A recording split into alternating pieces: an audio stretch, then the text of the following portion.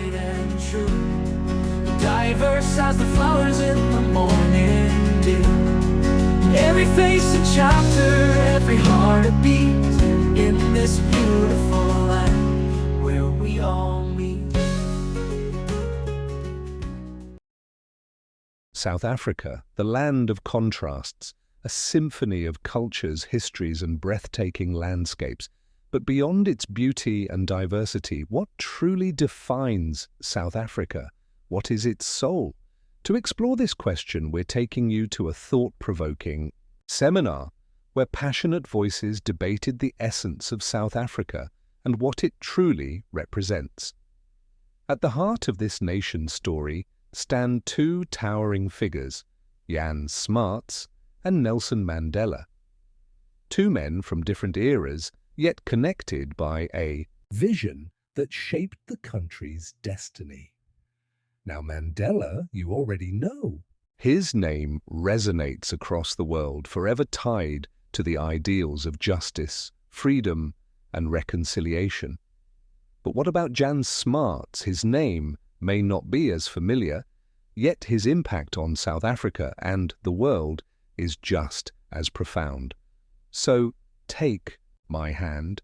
Let's step into this conversation and uncover a side of history often overlooked. A deeper look at South Africa's founding figures. When we talk about South Africa's history, it's easy to see things in black and white, heroes and villains, good and bad. But history isn't that simple. It's complex, layered, and often uncomfortable. Dismissing every historical figure from the past as either savior or enemy does a disservice to the truth. Understanding history requires us to go beyond easy labels and look at the bigger picture. And that brings us to a thought-provoking question. Who should be called the father of South Africa? Is it Nelson Mandela, the iconic leader who guided the nation out of apartheid and into democracy?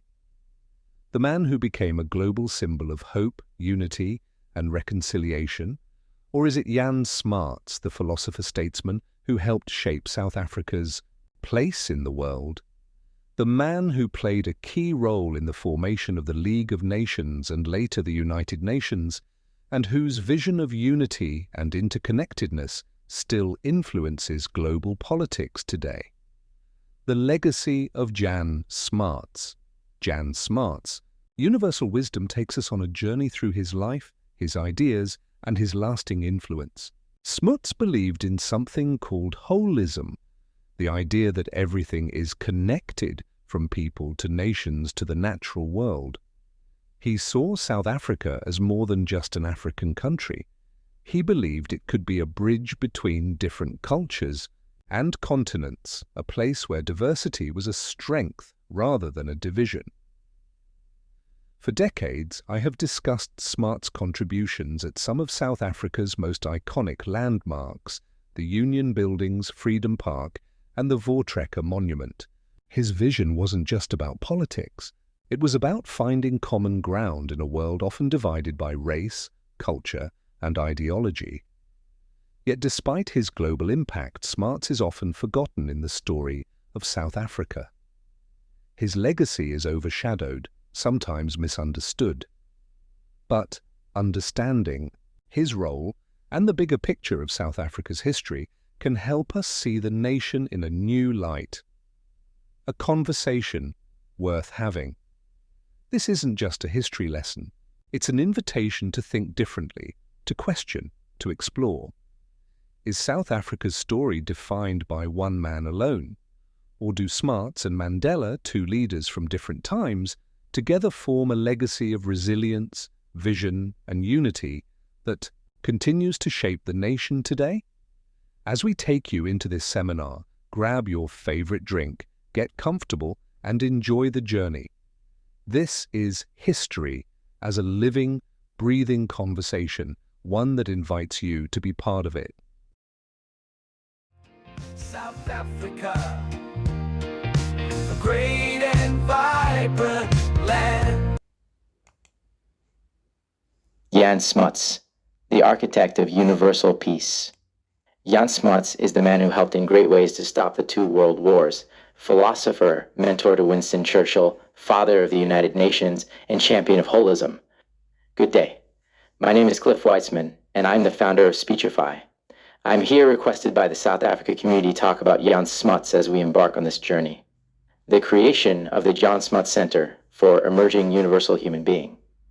Jan Smuts, a leader and philosopher, had a way of looking at the world that can teach us something important about life. Everything is interwoven. Smuts believed that people, communities, and even nations are not just connected on the surface, but are deeply tied together in ways we don't always notice. He called this idea holism, and it's about understanding that no part of life exists alone. Everything and everyone depend on one another, like the threads in a piece of fabric that come together to make something whole. Let's think about how this applies to real life. Apartheid, for example, or racism in general, is a system that tried to divide people by race, putting up walls between black and white. During apartheid, the government thought it could separate these groups and run the country without recognizing the contributions and presence of the black population. But what apartheid didn't understand, and what Smuts did, is that these groups were already deeply interwoven. The economy, the land, the culture, everything was shared, even if the government tried to hide it. Smuts knew that trying to create divisions, whether through apartheid, segregation, or any form of separation, would never truly work. Why? Because underneath it all, we are interconnected, whether we like it or not. The strength of a society doesn't come from its ability to divide, but from its ability to recognize how its different parts work together, how each group, culture, and person is part of the larger fabric. Smuts' idea of holism also extended to how he saw the world at large. He played a big role in forming the United Nations because he believed that no country could stand alone. Just like within a country, nations are also interwoven. What happens in one part of the world affects others. A war in one country causes economic and social problems in others, just as peace and prosperity can spread their influence. Smuts knew that world peace would only come when nations realized they were part of the same global fabric. This understanding of being interwoven is important for us today. It shows us that instead of focusing on what separates us, we need to focus on what brings us together. Whether it's in our communities, in our countries, or across the world, our future depends on recognizing that we are all part of one larger whole. Holism teaches us that no matter how hard we try to create divisions, those divisions are just on the surface. Deep down, we're all tied together. Smuts' wisdom helps us see the bigger picture. When we understand that we're interwoven, we start to see that we need each other to build a better future. The more we pull away from each other, the weaker the fabric of society becomes. But when we come together and recognize our shared connections, we can make the fabric stronger. Smuts' holism reminds us that true progress comes when we work as one, understanding that each thread, each person, and each nation is part of the same beautiful interwoven tapestry. Truly, whether we like it or not, a universal human being is emerging. At this moment, I would like to introduce to you our journalist and researcher here at Speechify. I call him Mr. Narrator because he is sure great narrator. Mr. Narrator has been with us for many years. He is going to unlock to you the profound history and the development of Jan Smuts from the rural farms of South Africa. He has something great to say about the connection between Jan Smuts and Nelson Mandela. I think this part of this discourse deserves your special attention. So let us all listen to Mr. Narrator.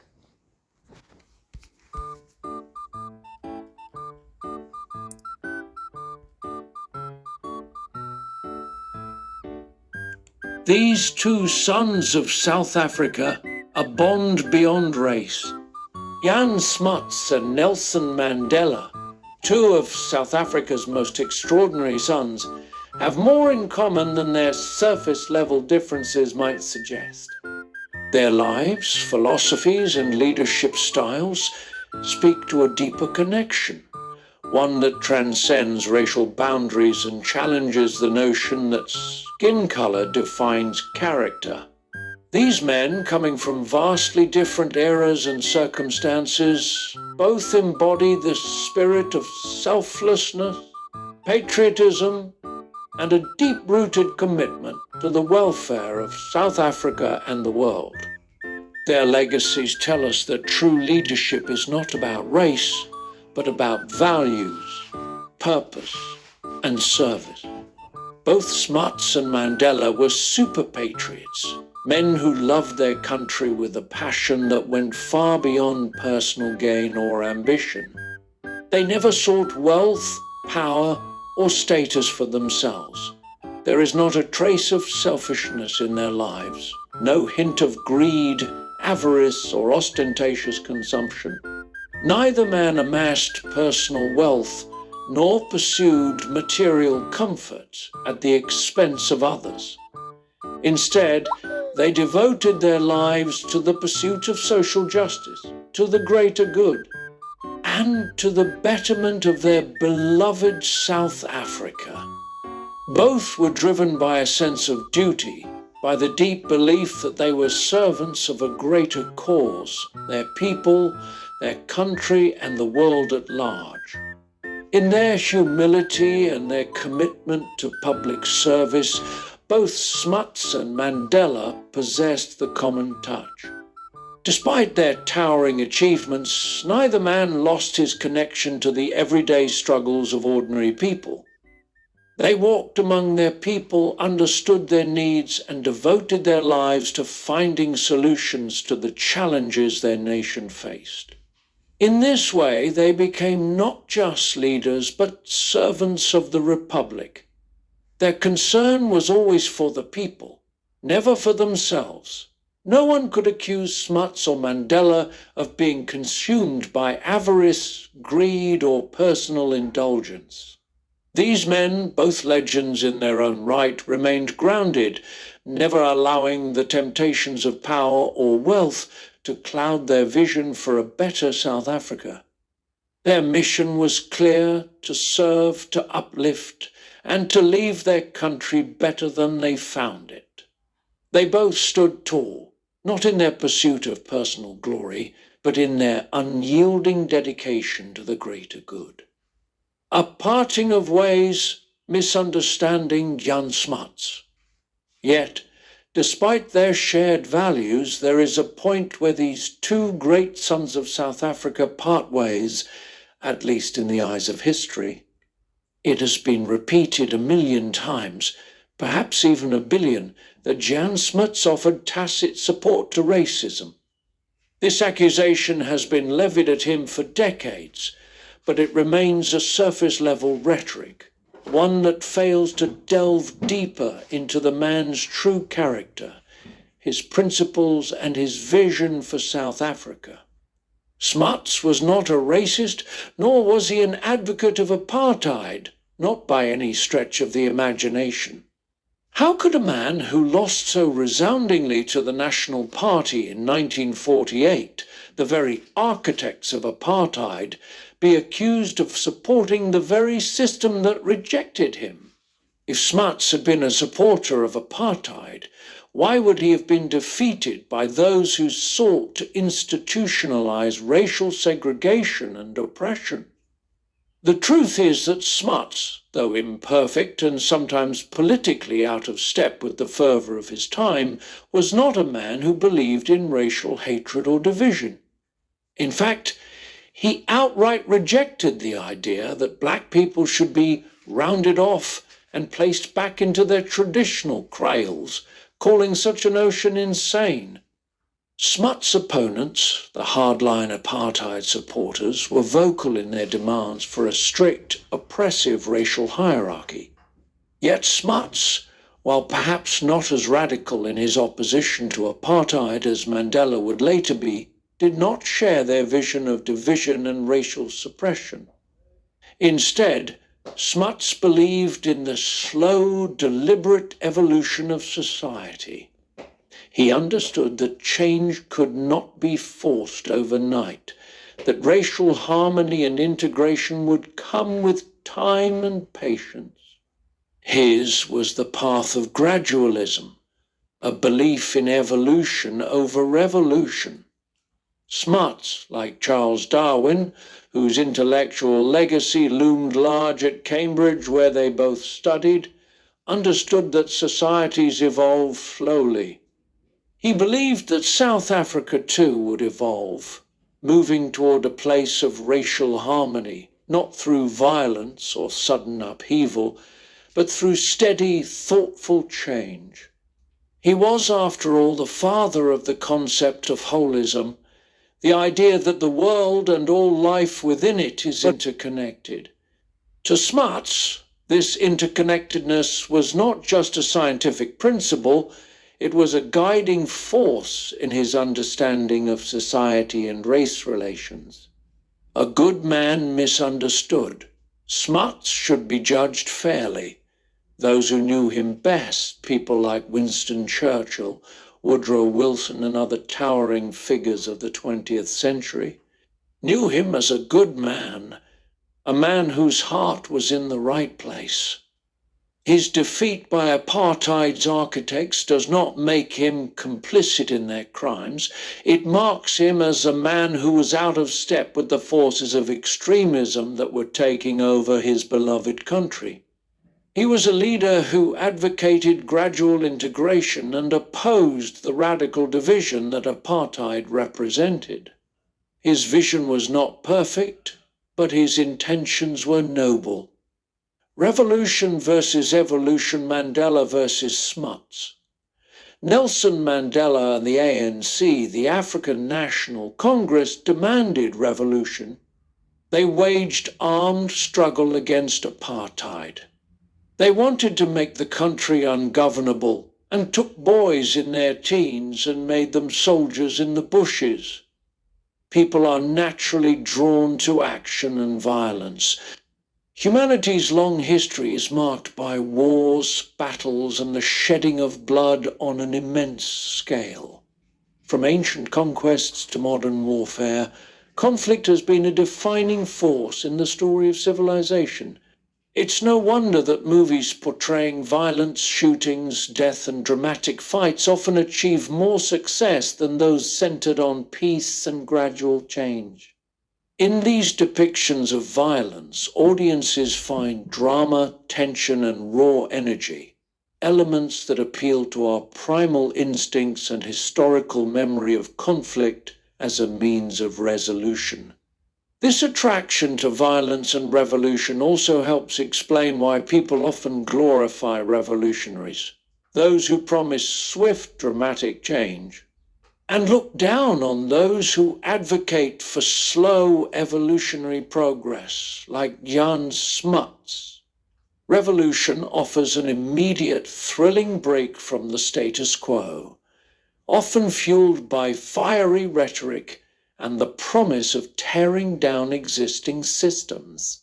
The imagery of uprising, rebellion, and the overthrow of power captures the imagination in ways that gradualism cannot.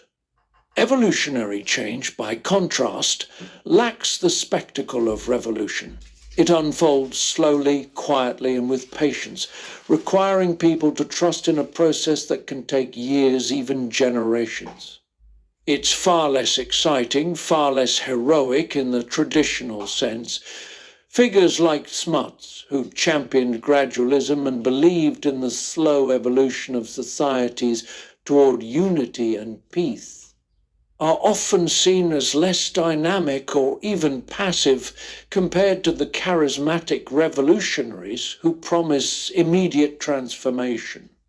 Yet, as history has shown time and again, revolutionary change often comes with immense cost, chaos, instability, and the destruction of both lives and institutions.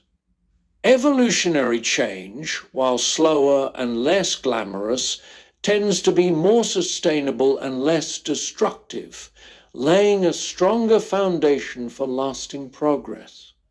People's preference for action over patience, violence over peace, helps explain why the men of revolution are celebrated, while the wisdom of men like Smuts, who understood the value of careful, thoughtful evolution, is often overlooked. It's easier to rally behind a call to arms than it is to nurture the steady, incremental work of building a better future. This book seeks to remind readers that true progress, though less dramatic, often comes through the quiet, deliberate path of evolution. But his belief in peaceful evolution toward a more harmonious society was rooted in his holistic vision for South Africa and the world.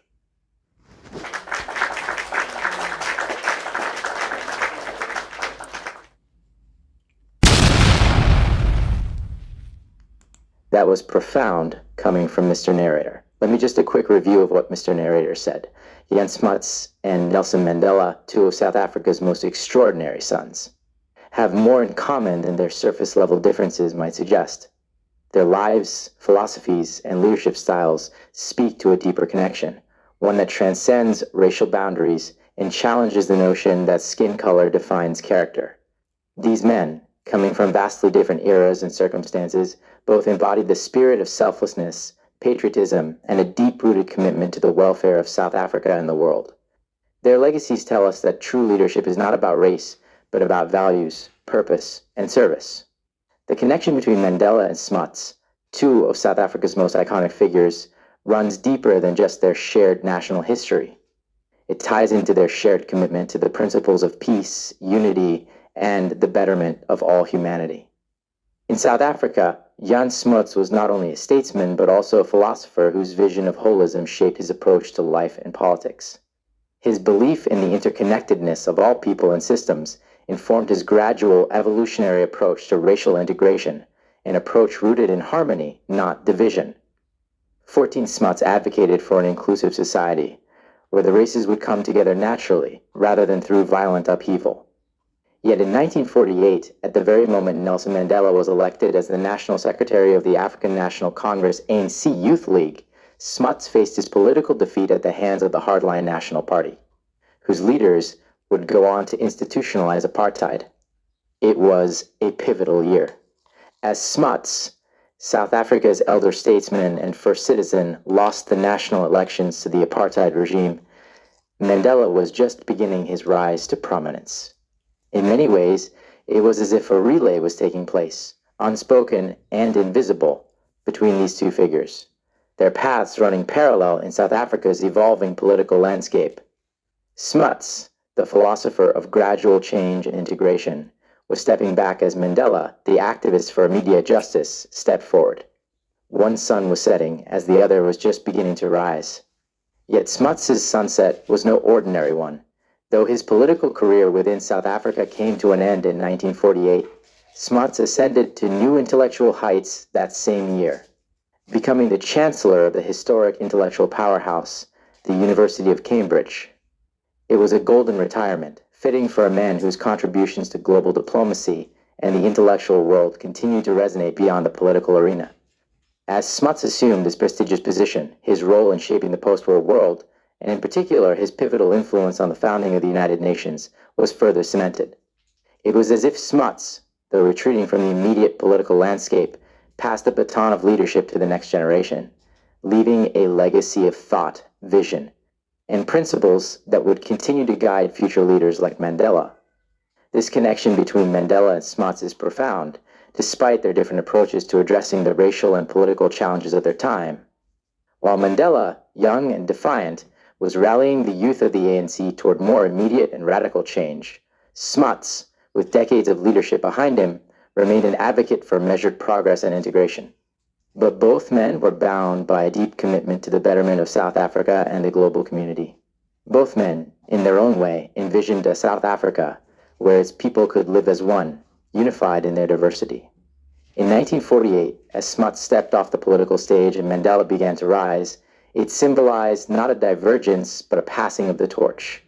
Smuts, though seen as a man of the old order by some, had long planted the seeds of holism, the belief in unity through interconnectedness, that would come to influence the very world Mandela would later lead. Smuts' vision of peace was global, his actions on the world stage helping to birth the United Nations, an institution whose core purpose aligned with the values Mandela would champion: peace, human rights, and the eradication of oppression. Smuts' defeat in South Africa marked the end of one era, but his legacy continued to ripple through time. His belief in gradual evolutionary change stood in contrast to the revolutionary fervor that was to define Mandela's generation. Yet both approaches were necessary for the advancement of South Africa. Smuts laid the groundwork for the peaceful dialogue that would, much later, characterize Mandela's negotiations to end apartheid. What Smuts lacked in political success after 1948, he gained in influence as his ideas took on new life in the global arena, while Mandela, emboldened by his role within the ANC, carried the torch forward on the national front. The spiritual passing of the baton between these two figures is one of South Africa's most profound legacies. Their respective approaches to the country's challenges complemented each other, revealing the different yet harmonious paths to peace and unity. Smuts, who believed in long-term integration, and Mandela, who fought for the immediate end of racial discrimination, were not opposites. They were part of the same broader narrative that aimed to heal a divided nation. Both men, each in their own way, embodied the idea that South Africa could only achieve true peace through the recognition of its shared humanity. As Smuts retreated into the intellectual halls of Cambridge, his influence did not diminish, it shifted. The framework he helped build for global peace, the United Nations, became a platform that Mandela would later use to call for the world's attention on South Africa's struggles. In this sense, Smuts' universal vision continued to live through Mandela, who, like his predecessor, carried forward the belief that unity and peace were not just national concerns, but universal ones.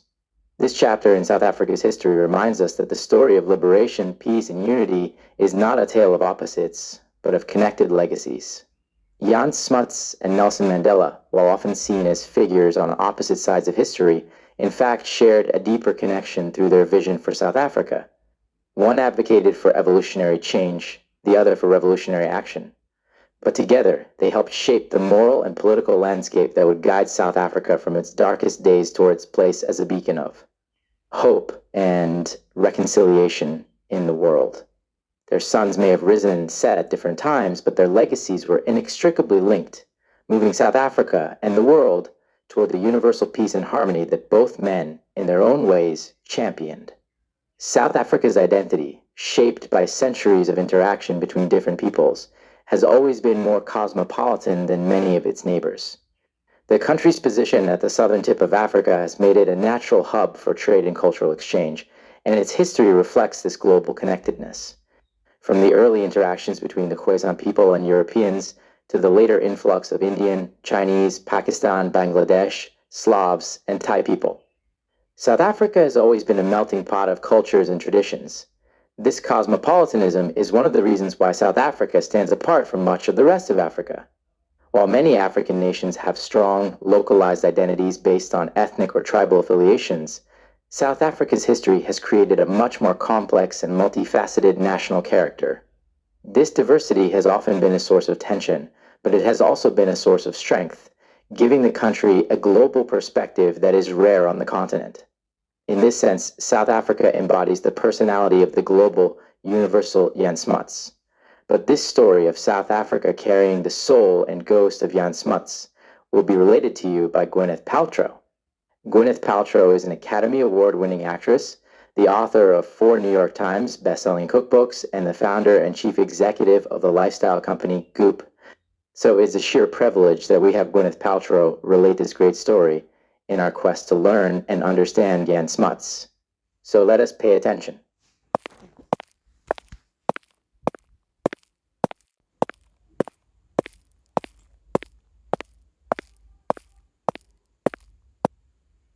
Jan Smuts, a comprehensive celebration of his legacy and vision for South Africa. Jan Smuts was a towering figure not only in South African history, but also on the global stage. His contributions to philosophy, psychology, politics, and international diplomacy are unparalleled for a statesman of his era. A man of both action and thought, Smuts' vision for South Africa and the world continues to resonate in important ways. This paper seeks to celebrate Smuts' immense contributions while offering a nuanced understanding of his approach to race relations and segregation. Though sometimes seen as a supporter of separate development, Smuts' stance on these issues reflected his gradualist and evolutionary approach to unity, a vision for a non-racial South Africa that was to be achieved in careful incremental steps. A statesman of global importance. 1. The only person to have signed the peace accords ending both world wars. Jan Smuts was unique in that he was the only person to sign the peace treaties that ended both World War I, the Treaty of Versailles, 1919, and World War II, the Charter of the United Nations, 1945. This fact alone sets Smuts apart as one of the most influential figures of the 20th century. His involvement in shaping the post-war world through these treaties underscored his commitment to global peace and stability. Smuts' signature on these historic documents was not a mere formality, but a reflection of his deep understanding of international affairs. After World War I, Smuts played a critical role in the drafting of the League of Nations, envisioning a world where international disputes could be settled diplomatically rather than through conflict. Although the League ultimately failed, Smuts remained committed to the principles of collective security and diplomacy, which he later brought into the creation of the United Nations. His involvement in these peace processes shows that Smuts was not only a South African statesman, but also a global figure whose vision extended far beyond the borders of his own country. He believed in the importance of international cooperation, and his contributions to these peace treaties demonstrated his capacity to shape the global order in meaningful ways. 2. South Africa's major revolutionary contributions to philosophy and psychology, the theory of holism. One of Jan Smuts' most profound contributions to global intellectual life was his development of the concept of holism, which he introduced in his 1926 book, Holism and Evolution. Holism, in Smuts' view, refers to the idea that the whole is greater than the sum of its parts and that everything in the universe is interconnected. His theory posited that complex systems evolve in an integrated manner where each part influences the whole. Smuts' idea of holism was groundbreaking in its time and went on to influence multiple fields, including ecology, systems theory, and psychology. In psychology, holism would eventually contribute to the development of humanistic approaches that view individuals as complete beings rather than merely a collection of traits or behaviors.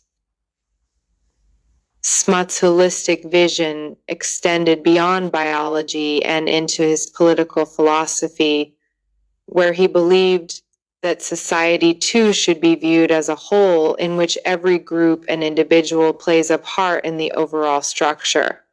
His revolutionary ideas in philosophy and psychology demonstrate his broad intellect and his ability to integrate scientific thinking into a broader understanding of society and politics.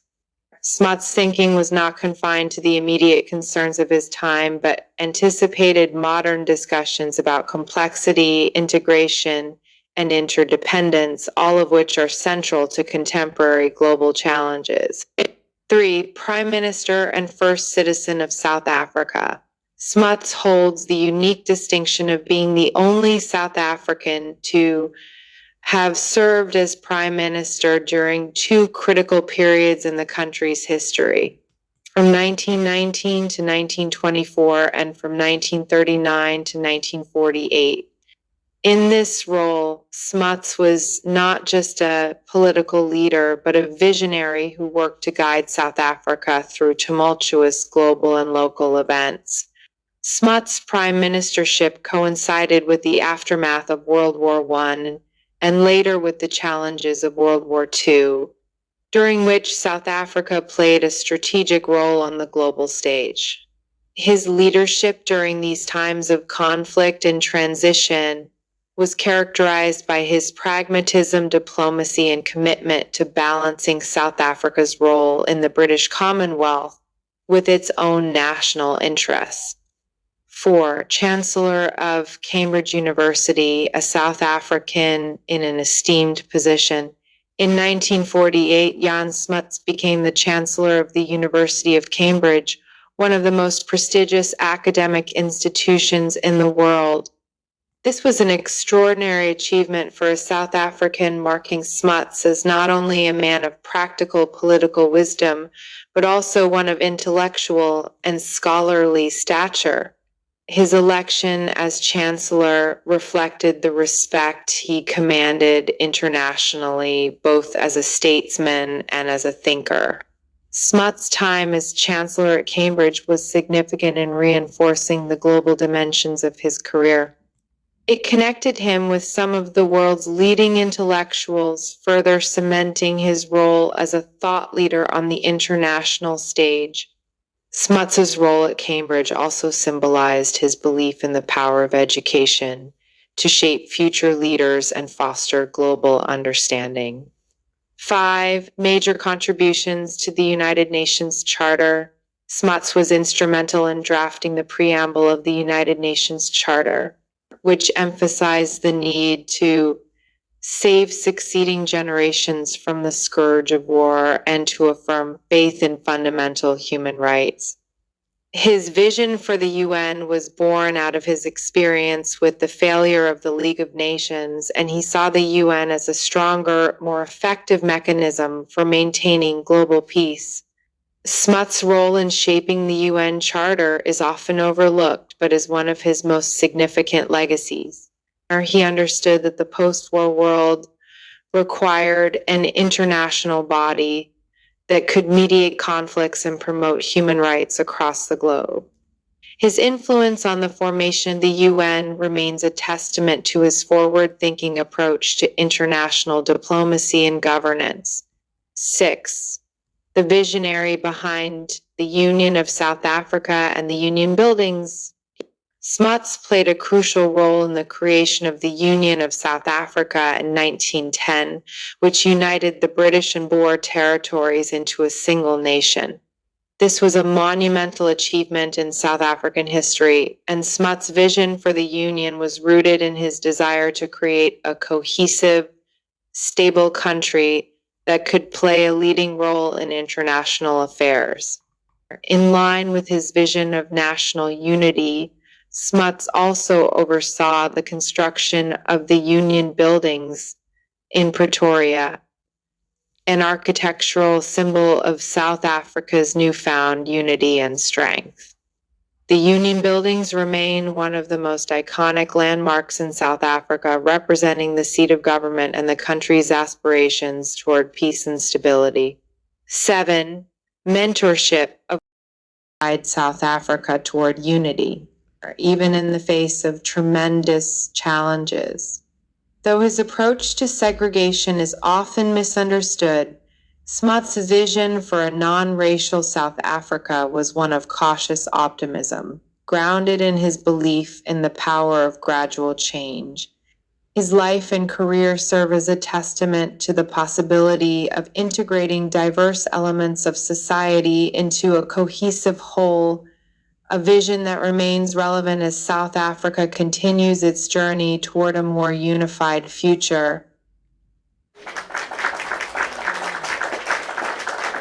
Thank you, Gwyneth, for that insightful and thought-provoking perspective on Jan Smuts' life at a real cool, gentle voice. Your exploration of his multifaceted role as a statesman, universal leader, and philosopher has provided a valuable exploration for our discussion. Now, I'd like to turn our attention to a different facet of Jan Smuts' legacy. Joining us is John Okere, who will delve into Smuts' significant contributions to the drafting of the United Nations Charter. John, your expertise in international law and diplomacy will undoubtedly offer a unique perspective on this pivotal moment in history.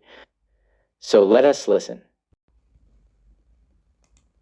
The United Nations Charter signed on June 26, 1945, in San Francisco, represents a profound milestone in humanity's quest for peace, unity, and shared responsibility. The preamble of this historic document, often celebrated for its universal vision, was deeply influenced by Jan Smuts, the South African statesman and philosopher. Smuts, a key architect of the UN Charter, infused the preamble with his holistic vision of a world where nations, despite their differences, are inherently interwoven and interdependent. The preamble begins with the stirring words, "We, the peoples of the United Nations, determined to save succeeding generations from the scourge of war, which twice in our lifetime has brought untold sorrow to mankind, and to reaffirm faith in fundamental human rights, in the dignity and worth of the human person, in the equal rights of men and women and of nations large and small." These words are more than a call for peace. They are a powerful declaration of unity, a recognition that all nations and all people share a common destiny. Smuts understood, in the aftermath of two devastating world wars, that the future of humanity depended on our ability to see beyond national borders and work together toward a shared goal, peace, dignity, and justice for all. His holistic philosophy that the whole is greater than the sum of its parts resonates in every line of the preamble. Smuts believed that the divisions of the past, whether between nations, races, or ideologies, could no longer stand. In a world increasingly interconnected by trade, technology, and politics, the survival and progress of humanity required a new framework. One based on cooperation, mutual respect, and a deep sense of our collective responsibility. The United Nations, born from this vision, was to be the institution that would guide the world through the complexities of this new era. What makes Smuts' contribution to the preamble so remarkable is its enduring relevance. The Charter doesn't just call for peace in a legalistic sense. It speaks to the heart of what it means to be human. It emphasizes the dignity of every individual, the equality of all nations, and the importance of justice, freedom, and shared prosperity. Smuts' vision was one of inclusion, where nations, whether large or small, were given equal standing and where the rights of individuals were seen as fundamental to the peace of the world. Smuts' brilliance lay in his ability to weave together the lessons of history with a forward-looking philosophy. He had witnessed the horrors of war firsthand, and he understood that the only way to prevent future conflicts was to create a system where nations were bound together not just by treaties or alliances, but by a shared commitment to human dignity and global peace.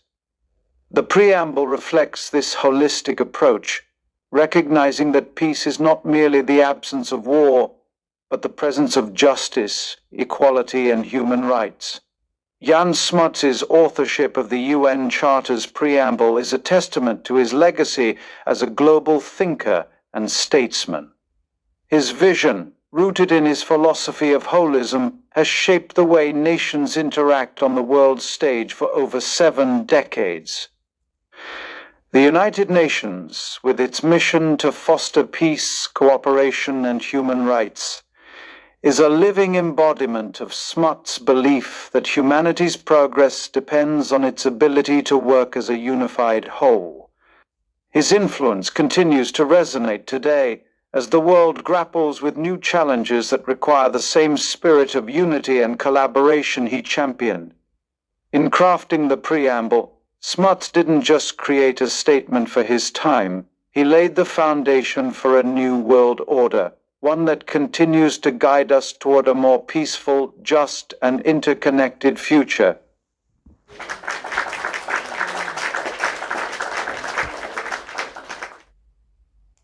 John, your exploration of Smuts' intellectual prowess and global impact has left us all captivated. But before we delve deeper into his international legacy, let's journey back in time. Joining us now is Jessica Penn, a historian with a keen eye for the personal narratives that shape great leaders. Jessica will transport us to the heart of South Africa in 1870, where a young Jan Smuts was born and raised. Prepare to be enchanted as she reveals the boy who would become a man of extraordinary influence.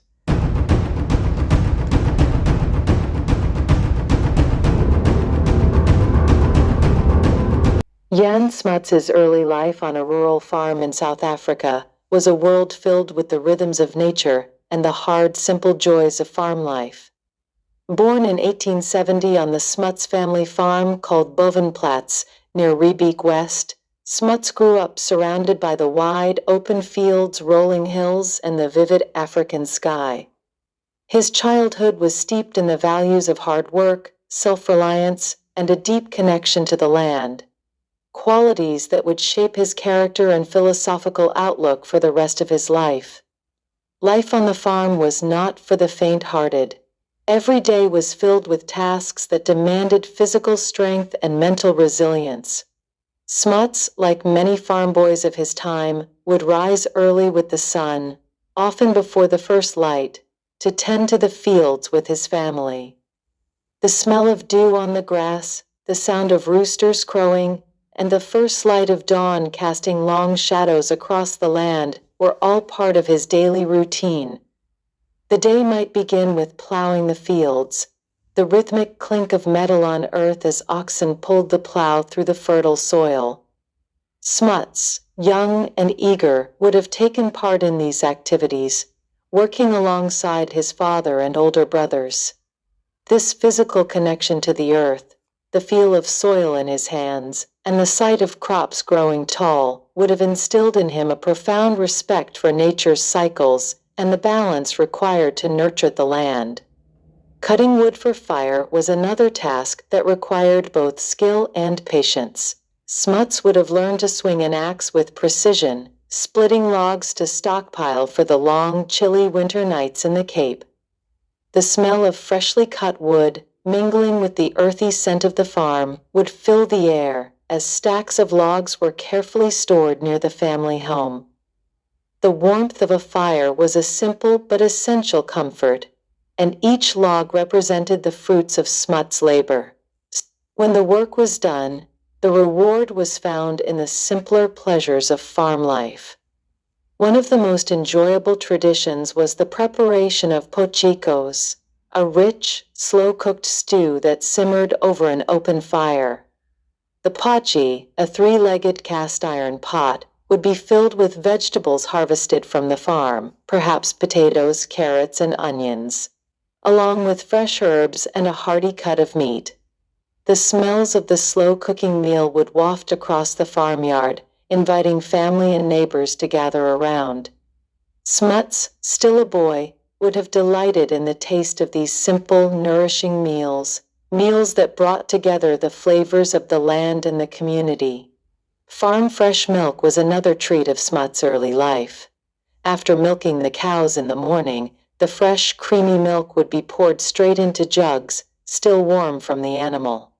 Smuts, like many farm children, would have enjoyed the taste of milk that was untouched by industrial processes, rich, creamy, and full of flavor. The farm's dairy cows were a symbol of self-sufficiency, providing milk, butter, and cheese for the family's table. These small pleasures, the taste of fresh milk, the scent of baking bread, and the warmth of a hearth fire, were the rewards for a hard day's work. But farm life was not just about work, it was also a time of wonder and reflection. The vast landscapes of the Cape, with its dramatic skies and rolling fields, gave Smuts a deep sense of belonging to something greater than himself. The nights, filled with the soft sound of crickets and the distant howl of wind over the plains, offered a quiet stillness, where a young Smuts could gaze at the stars and contemplate the world beyond his immediate surroundings. This early connection to nature would later inspire his philosophical concept of holism, the idea that everything in the universe is interconnected, forming a greater whole. Living on a farm, far from the cities, gave Smuts a profound sense of independence. The self-sufficiency of farm life taught him resilience and resourcefulness. If something broke, you fixed it yourself.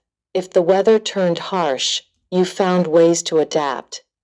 These lessons in adaptability and self-reliance would become central to Smuts's later leadership, both in politics and on the world stage.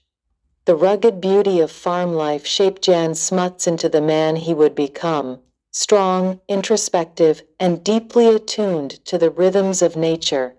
Whether it was the simple pleasure of drinking fresh milk after a morning's work, or the satisfaction of seeing a field plowed and ready for planting, Smuts' early years on the farm were filled with experiences that grounded him in the natural world.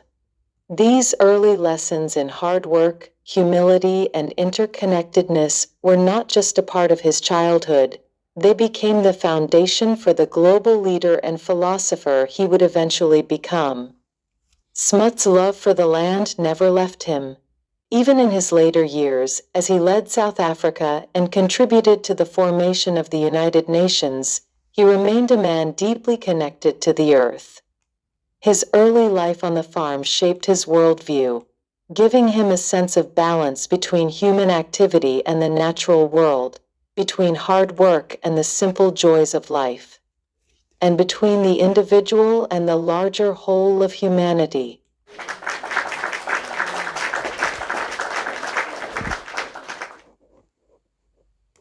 Wonderful, mighty nice. This is really refreshing seeing the background behind it all. Jan Smuts indeed was very humble, and Jessica has provided details of the roots and ground from where this mighty tree grew from. Thank you, Jessica. We are now reaching the dense part of this discourse on Jan Smuts. I was just reading Wikipedia, and I was appalled by what is written. Wikipedia is really the heartbeat of shallowness. Not only is Wikipedia shallow, but sometimes can be misleading to the simple-minded. This is what Wikipedia says. It says, and I quote, Jan Smuts saw the League of Nations as a project that would unify white internationalists and pacify a forthcoming race war by establishing a mandate system, whereby whites would indirectly rule and segregate non-whites. Closed quote. That is what Wikipedia says. That is what Wikipedia wants the world to know. Let me bring light to this statement and scatter this darkness once and for all. Jan Smuts, a man of profound vision, foresight, and philosophical depth, cannot be reduced to the petty, racially obsessed caricature that some in the academic sphere have so carelessly painted. The idea that Smuts conceived the League of Nations as a tool to unify white internationalists while pacifying non-whites is not just misguided. It is an absurd distortion of the historical record, drenched in academic hubris and a clear misunderstanding of his lifelong principles. Let's be clear, Smuts was a complex thinker, a man who grasped the necessity of cooperation among all peoples, not someone concocting a grand racialist conspiracy cloaked in international diplomacy. First, let's address the claim directly. This idea that Smuts' conception of the League of Nations was designed to create an indirect white rule over non-whites through the mandate system. Such a notion betrays a fundamental ignorance of what the League was actually meant to achieve and Smuts' own contributions to its creation. Smuts envisioned the League as a means to prevent the catastrophic destruction of another world war and to establish a framework for international cooperation, not as some underhanded scheme to perpetuate racial segregation. The League's mandate system, which these critics lazily latch onto as evidence of Smuts' supposed racial motives, was not about segregation or white domination. It was about managing the territories of the former Ottoman and German empires in a way that would prepare them for eventual self-determination. Smuts himself was a firm believer in the gradual evolution of nations towards self-governance, an idea that aligns with his holistic philosophy, where societies and peoples would develop their political systems through careful, sustainable steps, not forced or artificial revolutions. The mandate system was meant as a temporary administrative structure, not a permanent regime of racial domination. To conflate this with some nefarious plot for white supremacy is not only historically inaccurate, but intellectually dishonest. Moreover, Smuts' entire worldview, especially his philosophy of holism, reflects a far more nuanced and inclusive approach to international relations than these shallow critiques allow. Smuts understood that humanity is deeply interwoven, and his work on the League of Nations was driven by a desire to foster a global order in which peace and cooperation could be sustained, not by the racial hierarchies that critics bizarrely claim he endorsed. To reduce his vision of international peace to a scheme for racial segregation is to miss the point entirely. Let's not forget, Smuts was one of the intellectual forces behind the establishment of the United Nations, the very institution that enshrined principles of human rights and equality for all races and nations. He played a pivotal role in drafting the preamble to the UN Charter, which speaks directly to the dignity and worth of every human being and the equality of nations large and small. Are we to believe that the same man who helped lay the foundations for an institution based on equality and universal rights was somehow driven by a desire to uphold racial domination? Such a claim is utterly ludicrous and reflects more on the prejudices of the critics than on Smuts himself. To accuse Smuts of using the League of Nations as a racialist project ignores the broader context of his political and intellectual career. Yes, like many people of his time, Smuts operated within a world where racial issues were a reality, and yes, his views on race evolved over time. But to frame him as a grand architect of racial segregation at the global level is not only an oversimplification, it's a reckless distortion of his life's work. Smuts' legacy is rooted in his belief in international cooperation, the evolution of societies, and the fundamental interconnectedness of all human beings. A philosophy that is diametrically opposed to the kind of racial scheming his critics suggest. These academics, in their masturbatory efforts to create controversy where none exists, have taken liberties with the facts and twisted historical truth to fit their preconceived narratives. They seem more interested in projecting their own biases than in engaging with the genuine complexity of Smuts' thought. They have dressed up their opinions in the robes of academia, but beneath that thin veneer is nothing more than speculative nonsense. It's easy to throw around accusations from the comfort of a university office, but harder to engage with the messy, complex reality of historical figures who, like Smuts, lived in times of immense change and worked toward visions of global unity that transcend their flaws. Jan Smuts was not a perfect man, no historical figure is, but he was a visionary who believed in the potential for a more peaceful and cooperative world. His work in establishing the League of Nations, and later the United Nations, was motivated by a desire to build systems of governance that would prevent war and promote human dignity, not to cement racial hierarchies. To suggest otherwise is not only to misunderstand Smuts, but to completely misrepresent the very purpose of the League of Nations itself. This misguided academic claim, steeped in conjecture and fueled by a desire to vilify, deserves no serious consideration. Smuts' contributions to international peace should be recognized for what they were, a genuine effort to create a global system where all nations could work together for the common good, transcending the divisions of race, culture, and geography. They have dressed up their opinions in the robes of academia, but beneath that thin veneer is nothing more than speculative nonsense. It's easy to throw around accusations from the comfort of a university office, but harder to engage with the messy, complex reality of historical figures who, like Smuts, lived in times of immense change and worked toward visions of global unity that transcend their flaws. Jan Smuts was not a perfect man, no historical figure is, but he was a visionary who believed in the potential for a more peaceful and cooperative world. His work in establishing the League of Nations, and later the United Nations, was motivated by a desire to build systems of governance that would prevent war and promote human dignity, not to cement racial hierarchies. To suggest otherwise is not only to misunderstand Smuts, but to completely misrepresent the very purpose of the League of Nations itself. This misguided academic claim, steeped in conjecture and fueled by a desire to vilify, deserves no serious consideration. Smuts' contributions to international peace should be recognized for what they were, a genuine effort to create a global system where all nations could work together for the common good, transcending the divisions of race, culture, and geography. In short, the idea that Smuts conceived the League of Nations as a racialist project is nothing more than academic fantasy, a baseless theory concocted by those more interested in their own ideological agendas than in grappling with historical reality. It's time to put an end to such nonsense and recognize Smuts for the statesman, philosopher, and visionary that he was. I would not say further. I think I stated my point clearly. But let us hear from John again. John can bring another perspective to this matter. John, the stage is yours.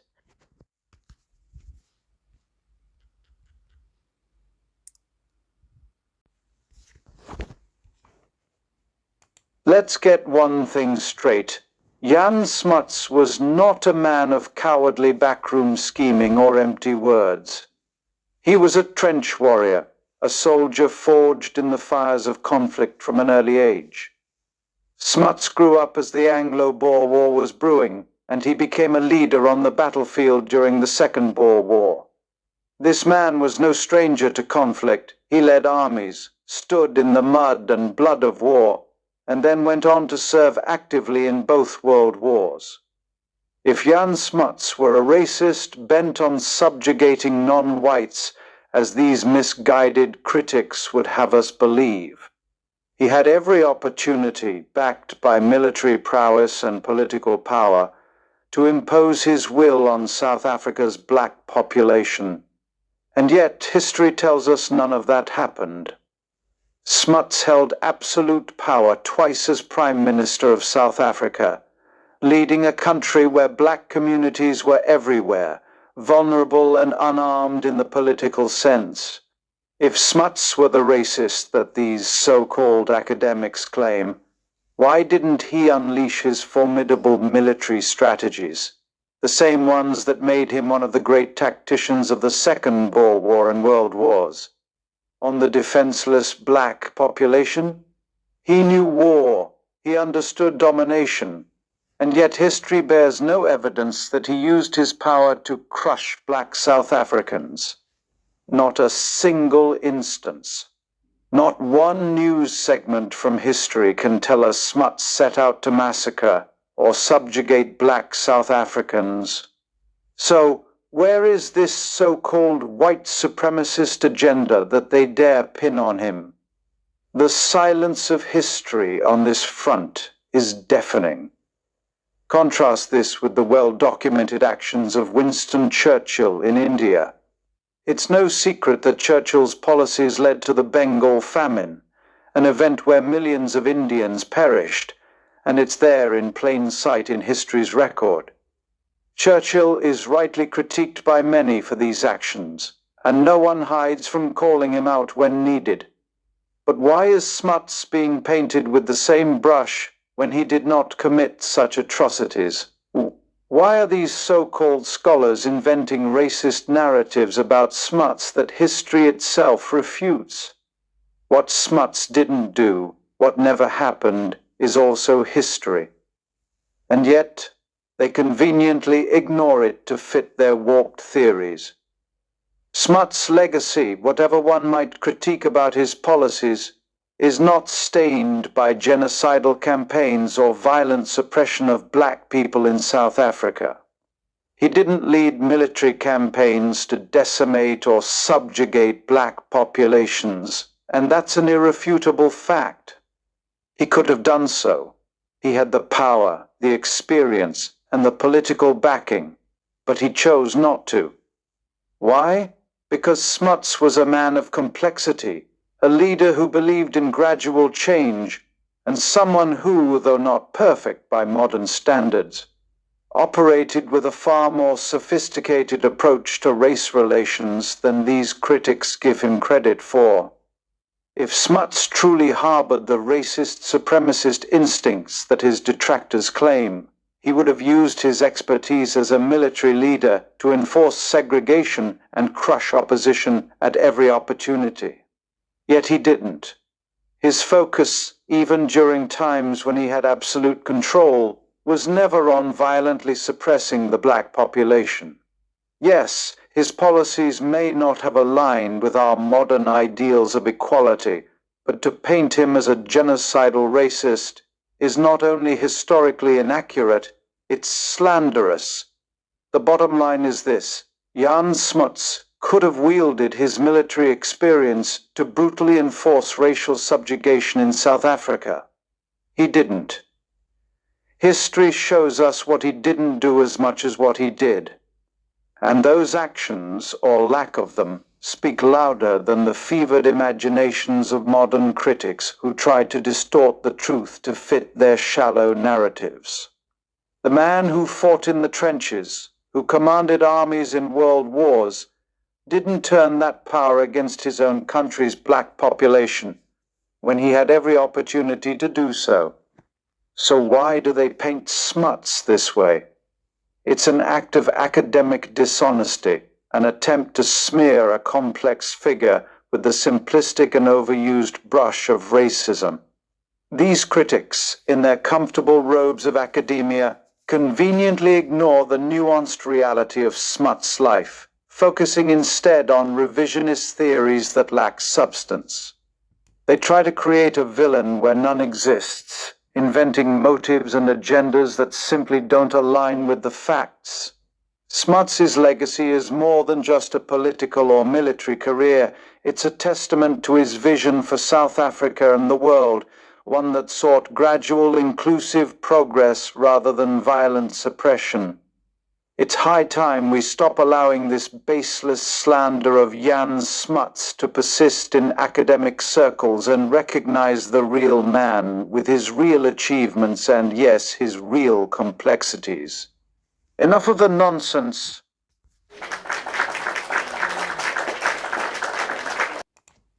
John, that was forceful and blunt.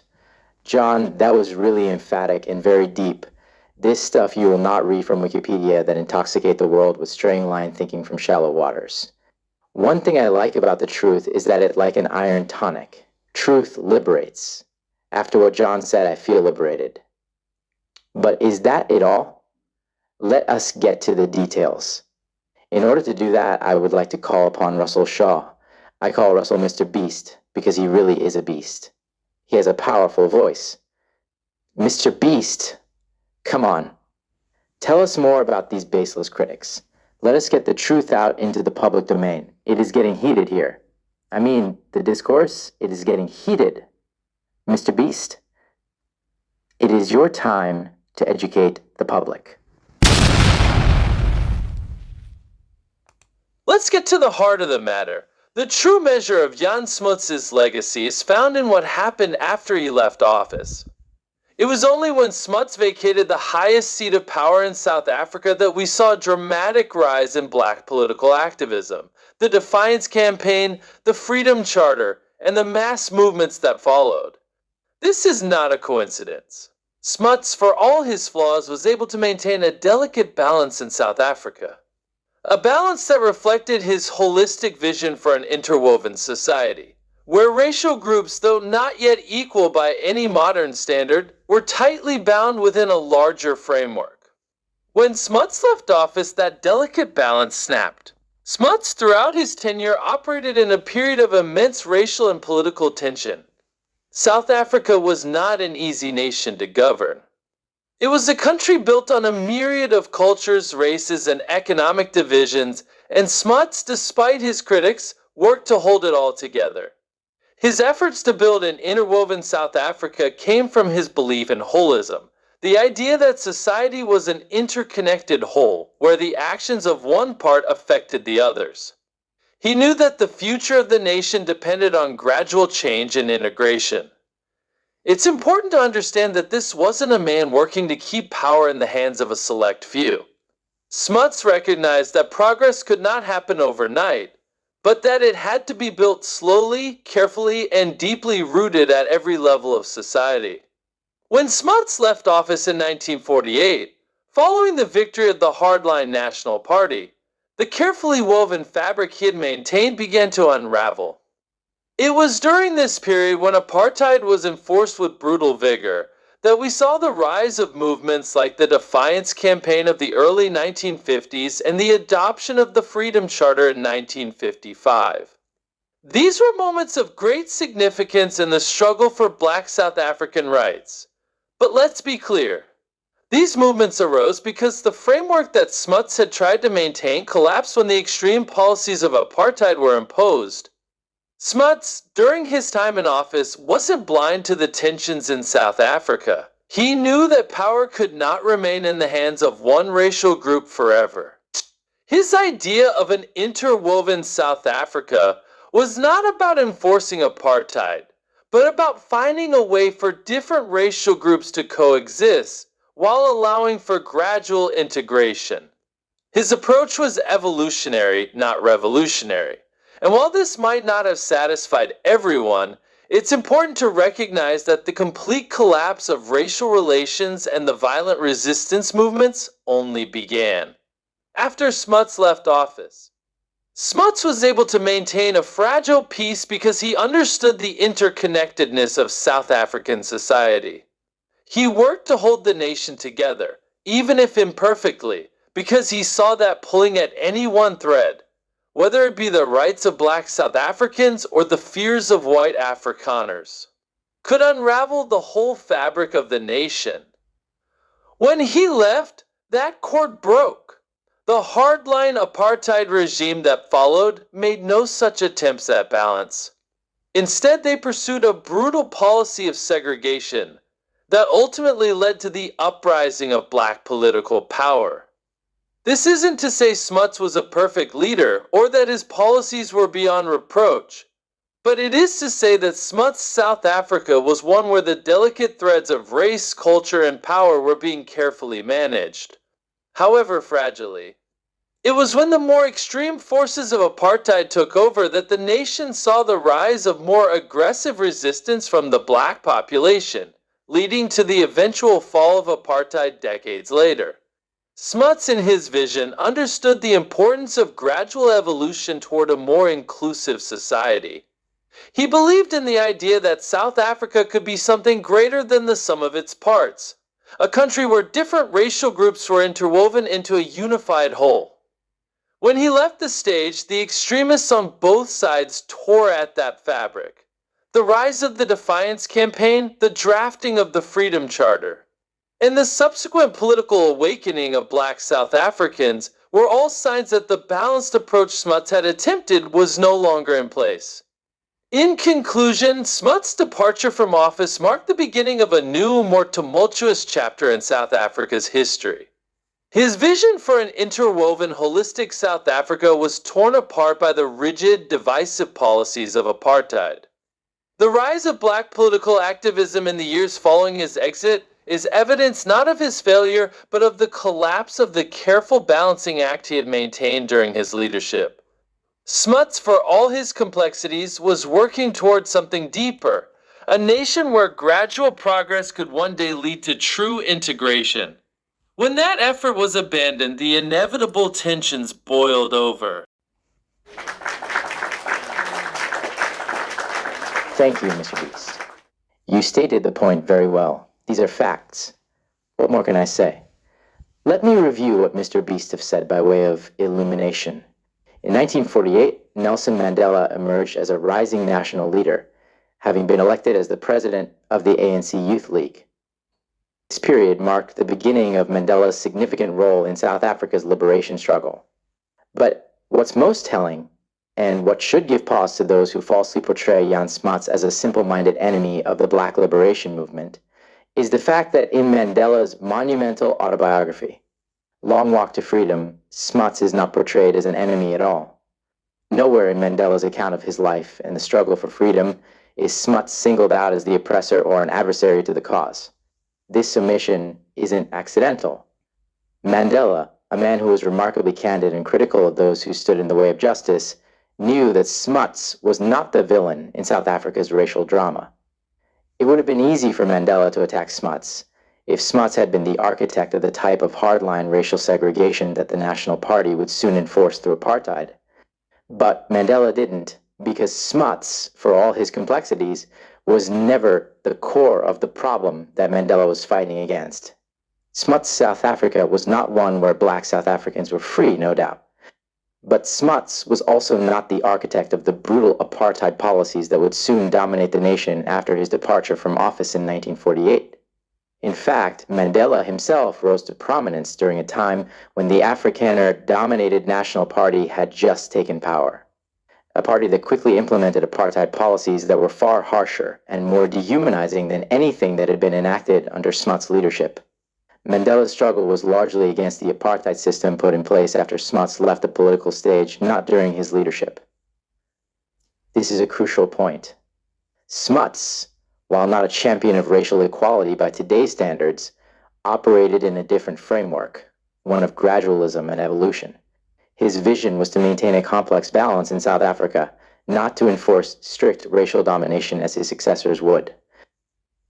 The Afrikaner nationalists, who took power in the same year Mandela became a national leader, moved swiftly to enshrine racial segregation into law, igniting the full-scale resistance movement that Mandela would lead.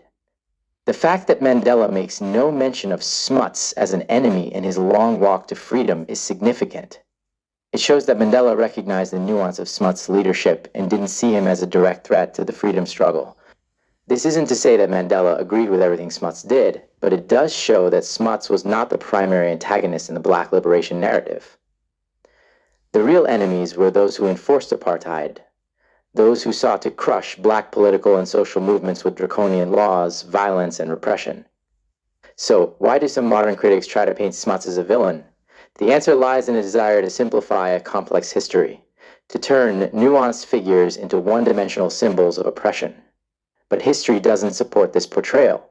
Mandela, in his own words, doesn't support this portrayal. Smuts was a statesman, a soldier, and a philosopher who, in his own way, was trying to hold together a deeply divided nation.